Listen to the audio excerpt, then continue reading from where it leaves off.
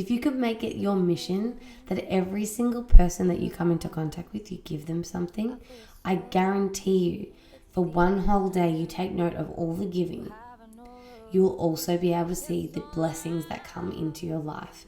And what I mean by giving isn't just giving money. Give a smile, give a compliment, give a flower, give a note, something.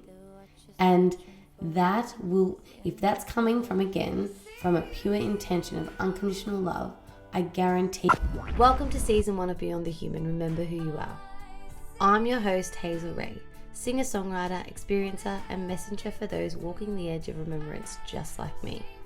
This is not a podcast to convince you of anything. Really, just take what resonates, leave what doesn't. This is a transmission, a call to the ones waking up, the ones remembering, the starseeds, the sensitives, the truth seekers, bridging science and spirit. If you're listening to this, you are ready. So let's remember together. Hi, and welcome to another episode of Beyond the Human. I'm your host, Hazel Ray, and today's episode is about one of the 7 laws of the universe, or the laws of success. And I really just wanted to deep dive into this law of giving and the law of giving and receiving and the cycle that is woven into the very fabrics of life that we exist in. And I want to give some life examples and I suppose go through some notes that I've taken around the concept, because I feel like if we were to really unlock this and use this in our everyday life, the world itself would be a much better place. A quick little intersection here, because I always forget to do it. So wherever you are listening from, please do one of the following. If you're on Spotify, please like and follow, because some of you don't follow, and I love that you're here, but it also helps grow my channel. If you're on YouTube, please click the subscribe button so that every time my podcast episodes come up, they pop up for you, and share them with other like-minded souls. Please, it would mean the world to me. I see you all watching, but not everyone's clicking the buttons, and that actually helps me grow. So back to the episode. So let's look at this cycle of giving and receiving just in a scientific concept. Like there's the water cycle, for example. You know, if the water isn't evaporated from the ocean or from the lakes, then we don't have, and from us, we have water vapor. I have water vapor coming out of my mouth right now. I sweat. It evaporates and we end up with liquid up in the sky, and then once all of the rain droplets form together, they get so heavy and they rain back to the ground or they rain back to the ocean, and we take in the water, the plants take in the water, the fungi take in the water, and without that element they can't grow. And so we're constantly in this giving and receiving. We breathe out carbon dioxide, plants use photosynthesis, they create oxygen. And let's get into the very inner workings of our body. The deoxygenated blood coming back to the heart, and then the oxygenated blood pumping it back around so that we can use it for our muscles. However, if the blood stops flowing and we have a clot, we get coagulation and we get a blockage. This is what happens with the law of giving and receiving in our life. Now, we want wealth and affluence in our life. They're things that we aspire for. And I wanted to look at the word affluence, which comes from the word afflua, which is to flow. And so then if we're to look at how money, for example, is to flow in our life, our money is the representation of our life force energy. And I suppose it used to make more sense when, you worked for an hourly rate and you're being given this life force energy for the amount of energy you've expelled. And I know it doesn't necessarily always work like that in certain businesses and people have passive income, but there are choices that have been made, but it is life force energy in flow. It is a currency, and a current is also to flow. A current, like a river, is to flow, like a current in a river is to flow in nature. So money wasn't made to be held onto, isn't made to be hoarded or made stagnant, because we're stopping the flow to create the affluence. So money itself is just like the blood, that if we stop its flow, it's not going to circle back to us. So we have to get comfortable in this giving to receive. And then there's all these other things around the giving notion, the intentions behind the giving, whether it's giving through fear or over giving, the intention behind that can actually affect how the law really works. So when you give, you're meant to be giving because you want to bring the receiver, happiness, joy, love, abundance in whatever way it is that you're looking to give that. But it has to come from that pure intention for you to receive it. A really good example of this is around a seed. So a seed that is to be planted in the ground holds life force intelligence. So the intelligence of a whole entire forest, But if I hold on to that seed and I don't plant it in the ground, it's not going to be watered, and that life force energy won't come into material manifestation. And that seed is very representative of your dreams. So I have said this in past episodes before, that manifestation is dreams plus action. So a dream without action is just a dream. It's no different to the seed. It can sit in my hand, and it could sit in my hand and lay dormant for my whole entire existence. But if I take the action of watering that seed and planting that seed, it's going to grow into a material manifestation of a tree, of a forest, of a fruiting tree, or whatever. It's the same with your dreams. Without action, it can't come into material manifestation. So again, we're stopping the flow of your dreams and the things that you want to create in your life if we're holding too tightly to the thing it is that we want to create. So if you want more money and you're holding on to your money, you're blocking the life flow. You're blocking the law. So this principle works equally well for corporations, for businesses, for friends, for relationships. That if you want to be blessed with good things, you need to bless others with good things. So go and give these things to then receive them. If you could make it your mission that every single person that you come into contact with, you give them something, I guarantee you, for one whole day you take note of all the giving, you will also be able to see the blessings that come into your life. And what I mean by giving isn't just giving money. Give a smile, give a compliment, give a flower, give a note, something. And that will, if that's coming from a pure intention of unconditional love, I guarantee you'll get that back you'll get that back tenfold. I have a really beautiful real life example of something like this. And I was coming back into my hometown. I was really wanting a coffee, and I could see McDonald's up in the horizon, and I was in a bottleneck. And you know what happens in a bottleneck? We all get into the lane that's going to be flowing, and we get these people keep passing us. And when we get up to the bottleneck, you get some people that drive up really fast, like, I'm not letting you in. And I sat back and I went, you know what? I'm not in a rush, so in you go. And I let 4 cars in front of me, and maybe the people behind me might have not been very happy with me, but I felt like giving. I felt like, you know what? I'm going to give this to you. And I'm not lying. I drove up to the McDonald's and I ordered my coffee, and I got to the window where I was meant to pay, and the lady said, you don't need to pay for your coffee. And I was like, I looked at her, I'm like, how come? She goes, the car in front paid for you. And the car in front had gone, so they'd got their order and left, so I couldn't even see what car it was. And I'm like, was it one of the cars that I let in? But I couldn't believe how quickly that act of giving was returned right back to me. But it wasn't given in the exact way that I gave, but I was able to receive that. The joy, the smile from that person's act of giving back, I was almost like, touche, you got me good. And it's not that I walk around in my life saying, I'm going to give because then I'm going to really receive.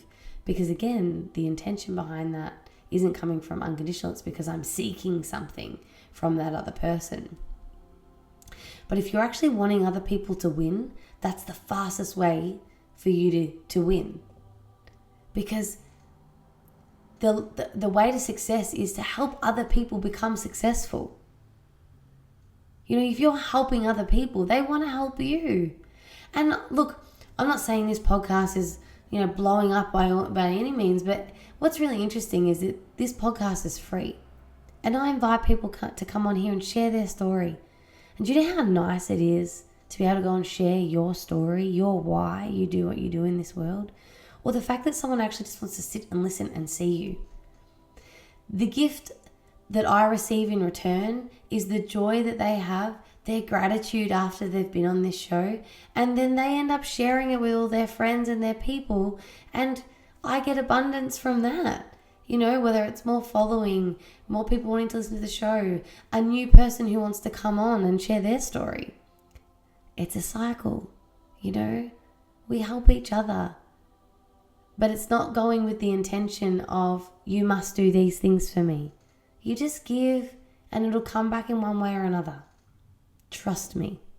So I wrote down some notes and I wanted to share them with you. And there were examples of when your giving doesn't have the unconditional love intention behind it. And whilst it's not necessarily that it's coming from a malice place either, but we've got to shift how we're looking at our giving. So the first one was, if I give, I'll be taken advantage of. Now these will resonate with some of you. So what's really going on is this usually comes from past experiences where giving wasn't respected or reciprocated.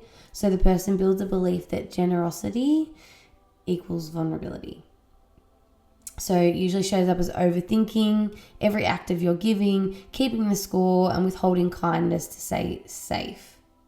So the issue isn't giving, it's boundaries.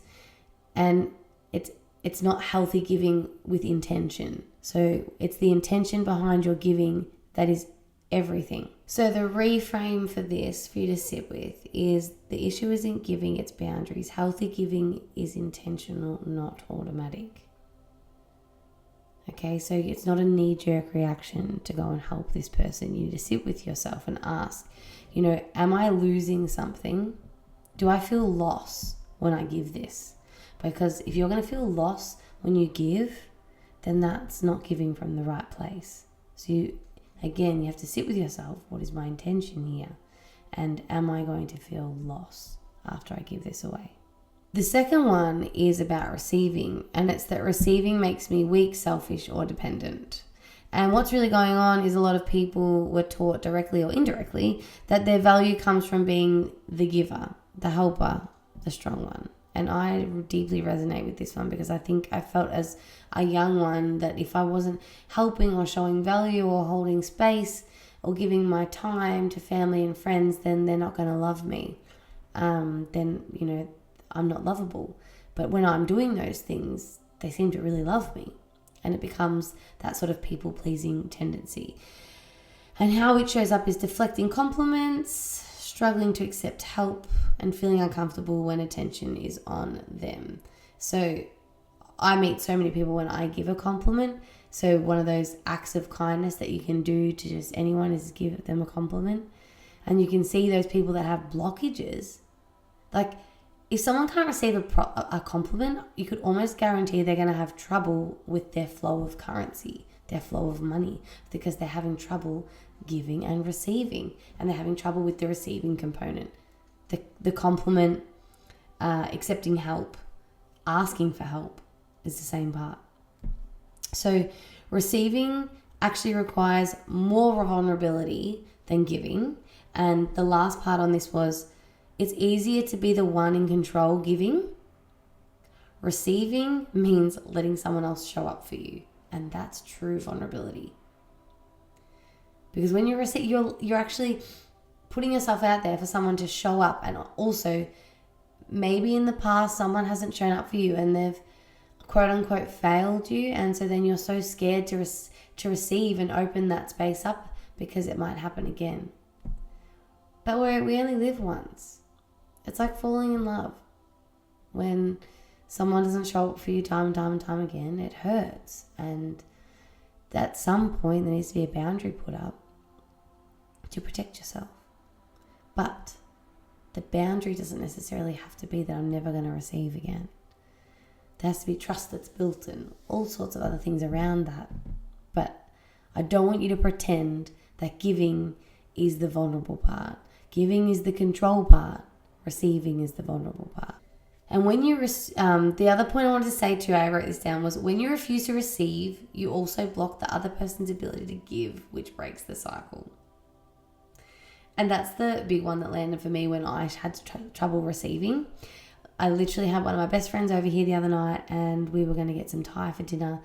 And when we got there to pay, I said to her, I'll just send you some money through. And then when I went in and paid with her card, because I didn't have my card on me, I got back in the car and I said, okay, what's your bank details? She's like, no, it's on me. And I was like, no, that's not what was supposed to happen. And she looks at me and she's like, did we not just discuss the law of giving and receiving? And I'm like, I said, okay, thank you. And she's like, thank you. Feels nice to give you a gift. She's like, you're constantly holding space for me. You're always giving your time, being there when I need you. And she's like, thank you. And then I just said back, thank you. The third one is I have to earn the right to receive. And this belief is often tied to worthiness. So feeling like rest, support, or abundance has to be justified. So overworking before allowing yourself anything. Guilt when things come easily. Feeling undeserving of good opportunities. So what we need to understand is at the fundamental level, giving and receiving is a law. Then receiving isn't a reward, it's part of the flow. The flow that we spoke about before. If that is a true law, like in physics, what goes up must come down. Gravity is a law. Then if this is a law, then again, receiving isn't a reward. It's part of the flow of this law. So just accept it. Surrender. Allow it to be there. You don't earn your place in the cycle, you participate in it. We're part of the cycle. We're even part of the carbon cycle. When we die, recycle back into earth, into the plants, and so on and so forth. It's funny, I wanted to talk about the overview effect in another episode, but it's just reminded me that there is an effect that astronauts have when they go out into space. It's called the overview effect. And what happens is they sit out there in their space shuttle and they look back at Earth. And do you know what they see? A big blue ball with some clouds and atmosphere around it. Do they see you? Do they see me? Nope. It's like the apple tree apples and the earth peoples. But when you're out there, if you'd never seen Earth before, you'll just see a big blue watery ball, if you knew what water was. And we're just this one giant organism. And that's what they realize. The overview effect is realizing that we are all one giant organism. And we all play a role. Like white blood cells and red blood cells in the body. We're like those little cells walking around playing our part on this giant organism. And giving and receiving is part of our law. It's part of our cycle. I had one more that I wanted to share, and it was, if I don't give, I'll lose connection or be rejected. And this one comes from fear. So this is people pleasing disguised as generosity. So saying yes when you really want to say no. I've been there, guys.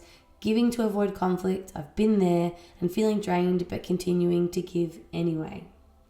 So the reframe here is giving to be liked isn't true giving. It's a strategy for safety. That one sucks. It's not true giving. You are trying to keep yourself safe. And so this is where authenticity has to come into it, and you have to be strong. Because again, if you're giving to keep yourself safe, you're blocking the cycle yet again, because it's not true intentional giving. And you're actually blocking the things that you deserve because your needs aren't being met. So what I thought with this one was, if your giving is driven by fear, it's not connection, it's negotiation. You're negotiating your way out of a situation. You're not really giving here. So real connection comes from authenticity, not overgiving.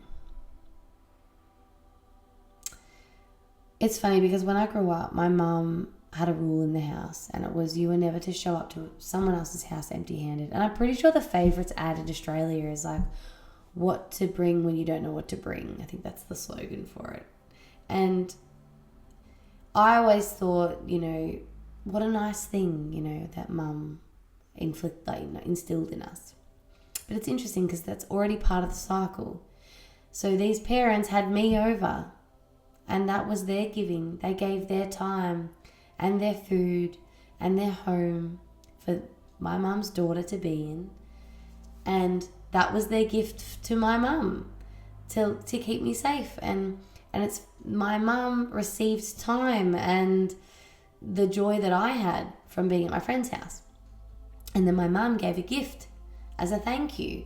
And then they got to receive the gift from my mum for having me. And they might think that they don't need to receive anything at all, but my mum wanted to do that. And the cycle continues. But again, we need to remember it doesn't have to be a direct reflection, correlation of what you gave. It'll be given in different ways, in different energy. And you just need to be ready to receive them and hold gratitude for what is showing up for you. So in the book, The 7 Spiritual Laws of Success, there's a little part on applying the law of giving. This one's by Deepak Chopra. And I really loved the way that these applications are written here. So number 1 for you today, wherever I go and whoever I encounter, I'll bring them a gift. The gift may be a compliment, a flower, a prayer. Today I will give something to everyone I come into contact with, and so I will begin the process of circulating joy, wealth, and affluence in my life and in the lives of others. So if you do this today, if you can be bothered, drop me a DM. I want to hear about it. So what have you been giving? Is it just joy? Are you smiling at someone? What are you giving? Is it a flower? Is it a note? Is it a compliment? Every single person, try it for 24 hours. See how you go. The second one is, today I will gratefully receive all the gifts that life has to offer me. I'll receive the gifts of nature, sunlight, and the sound of birds singing, or spring showers, or the first snow of winter. I will also be open to receiving from others, whether it be in the form of a material gift, money, a compliment, or a prayer. And remember, we're going to be really vulnerable in receiving those. But we're going to receive them. And again, you might not receive any of those physical material gifts, but you are receiving gifts from being on this earth every single day. Because without rain, we've got no fruit, we've got no flowers. Without sunlight, we've got no fruit, we've got no flowers, and whatever I said. And the third one is, I will make a commitment to keep wealth circulating in my life by giving and receiving life's most precious gifts, the gifts of caring, affection, appreciation, and love. Each time I meet someone, I will silently wish them happiness, joy, and laughter. If you do these things, I want to hear about it. So that is the end of my short little episode today on the law of giving, or the law of giving and receiving. So if you like this episode, please go and share it with other like-minded souls who might like to hear this episode.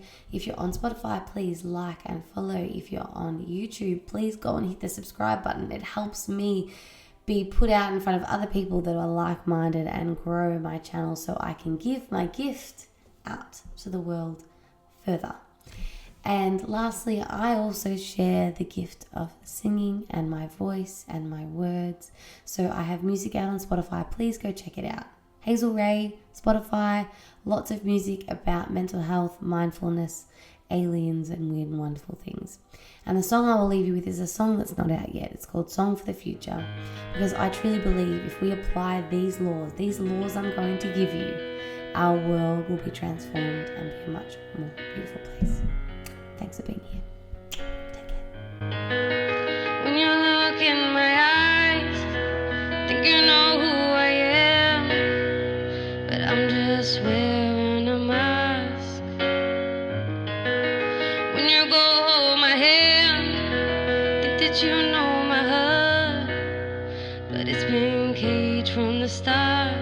'Cause I've been told a story since I was a girl that I had to live by, survive in this world. You've been told it too, and I'm sorry you've been lied to. You've been lied to. You've been lied to. So I'll sing a song for the future.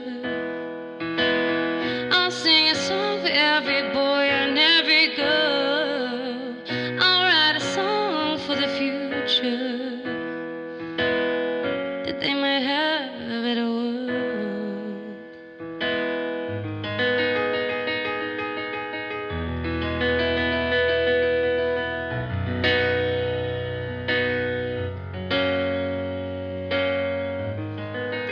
When you go down the street, smile at everyone you meet.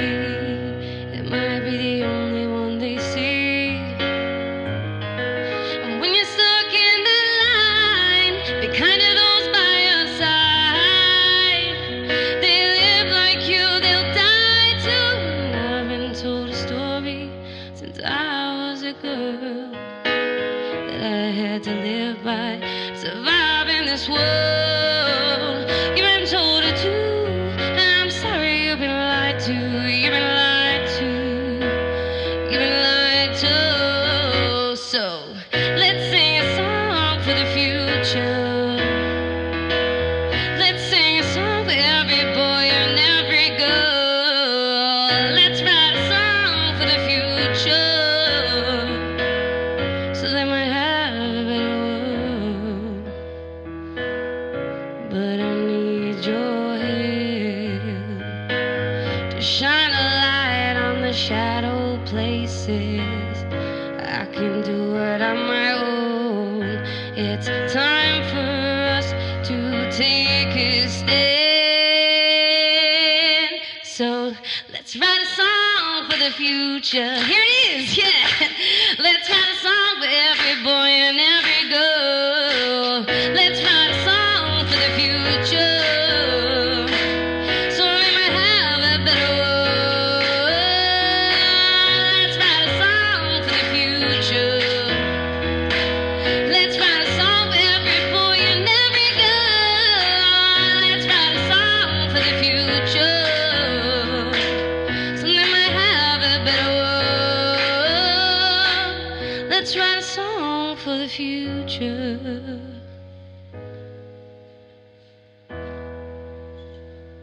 so they might have a better world.